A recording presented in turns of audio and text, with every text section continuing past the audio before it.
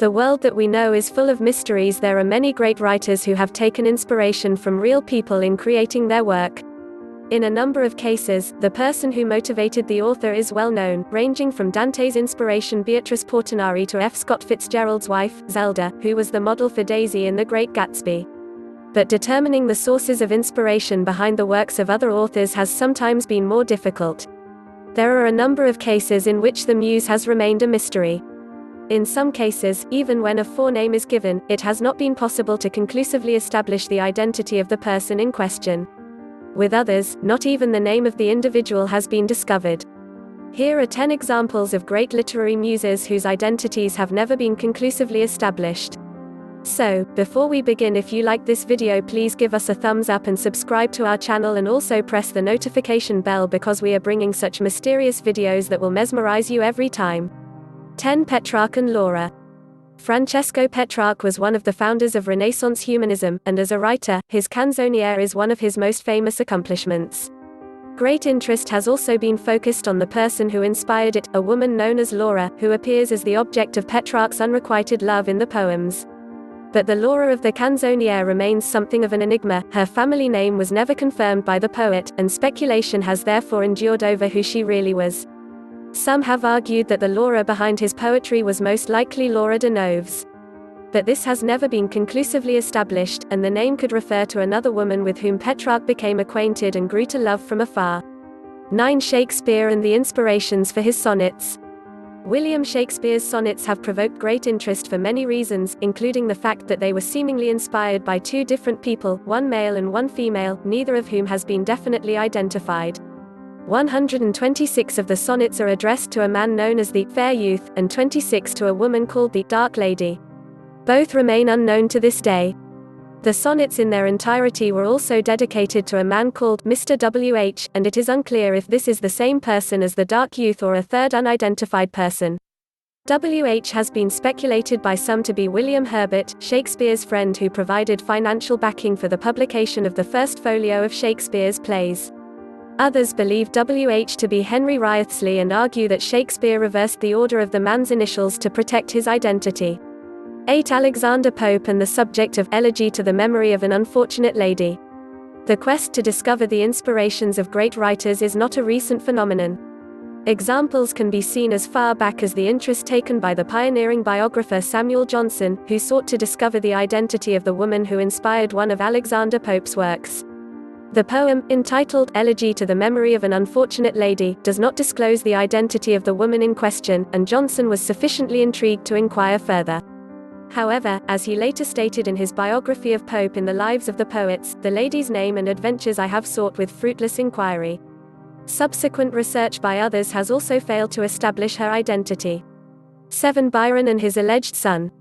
George Gordon Byron, most frequently known as Lord Byron, was famous for his poetry as well as infamous for his private life. But mystery surrounds the question of the children he allegedly had. He is known to have had a daughter named Ada from his marriage and to have fathered another daughter, Allegra, during a liaison with Mary Shelley's stepsister Claire Clairmont. He acknowledged Allegra as his child. However, in addition to these confirmed examples of Byron's paternity, there has also been speculation that he may have had another child and that one of his works focuses on this secret offspring. It has been argued that the poem, To My Son, is about the male child born to a woman named Lucy Monk. She worked in service for the poet during his time living at Newstead Abbey, and some people believe that Byron may have been the father of the boy. However, Byron never confirmed this, and the poem may refer to another unknown child he fathered or even to an imaginary scenario created by the poet. 6. Edgar Allan Poe and the twins behind The Fall of the House of Usher. One of Edgar Allan Poe's most famous tales, The Fall of the House of Usher, tells the dark story of the twin siblings Roderick and Madeline, members of the titular House of Usher. In creating these characters, Poe may have been inspired by two real twins with whom he was acquainted. James Campbell and Agnes Pye also went by the surname Usher. Like the siblings in the story, they both suffered from mental health issues and led reclusive existences. Like Roderick and Madeline, James and Agnes were also the last of their family's line. Poe never confirmed that they were the inspiration for his work, but the parallels between fiction and reality are striking. 5. Alexandre Dumas and the Man in the Iron Mask. The legendary man in the Iron Mask, who inspired the third part of Alexandre Dumas' novel The Vicomte of Bragelonne, 10 years later, is one of the most enduring of unresolved identity mysteries. It is also an unusual example of a writer's muse being puzzling to readers as well as a source of mystery to the writer himself. Neither Dumas nor anyone else knew who this person really was. The man in question was a prisoner who was kept in the Bastille during the late 17th and early 18th centuries. His face was always concealed, and his identity has therefore never been confirmed. Louis XIV was the King of France at the time, and this led to speculation that the mysterious prisoner had some connection to the monarch. This was the interpretation used by Dumas in the novel, in which the man becomes Philippe, the secret twin brother of the king. In real life, there have been many suggestions as to his true identity, but it seems unlikely that anyone will ever know for certain. For Emily Dickinson and the Master. Much of Emily Dickinson's life has remained a mystery, so it is not surprising that the issue of people who may have inspired her work has also been ambiguous. One of the most intriguing has been the identity of the person to whom Dickinson wrote love letters during the years 1858 to 1861. They were addressed to a person known only as Master, who was never named in the correspondence and whose identity remains unknown. The letters are enigmatic in many respects. It is not known whether Master was a real person or an imaginary one created by Dickinson.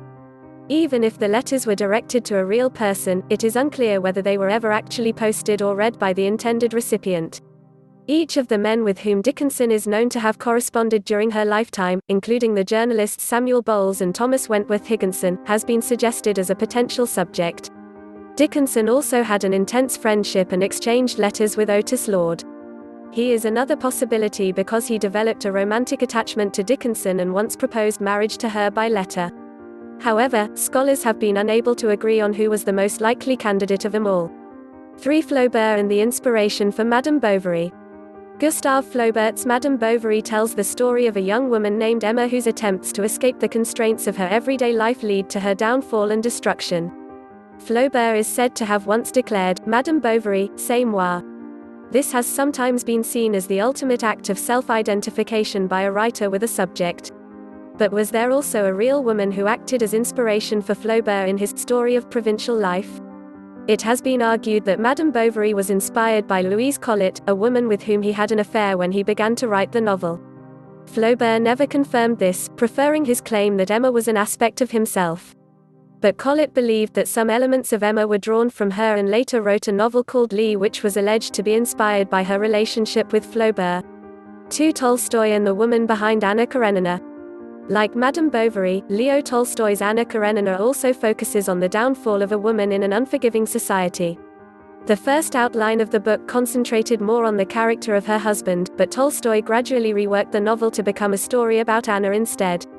As with Flaubert, it has been said that Tolstoy took inspiration from a woman he knew in real life while creating the character. So who might this woman have been? Some claim that she was based on Maria Gartung, whose father was the writer Alexander Pushkin. In particular, they believe that the descriptions of Anna's physical appearance were inspired by Maria's own image. However, Tolstoy never made any statements about who inspired the character, so it remains unclear if Gartung was the model for Anna. 1. Capote and the model for Holly Golightly. Truman Capote's novella Breakfast at Tiffany's introduced the world to the character of Holly Golightly. She would become even more iconic following Audrey Hepburn's performance in the film adaptation of the same name. But who was the model for Holly? Many women who knew Capote were keen to lay claim to being the source. But others have suggested that Holly is a composite of a number of different women whom Capote knew in New York at the time. These include Gloria Vanderbilt, Maeve Brennan, and Una O'Neill. Marilyn Monroe has even been cited as a possible inspiration, and she was actually Capote's original choice to play Holly in the film. Ultimately, it seems impossible to determine if one woman above all was used as a model for the character. Thanks for watching and please do share this video.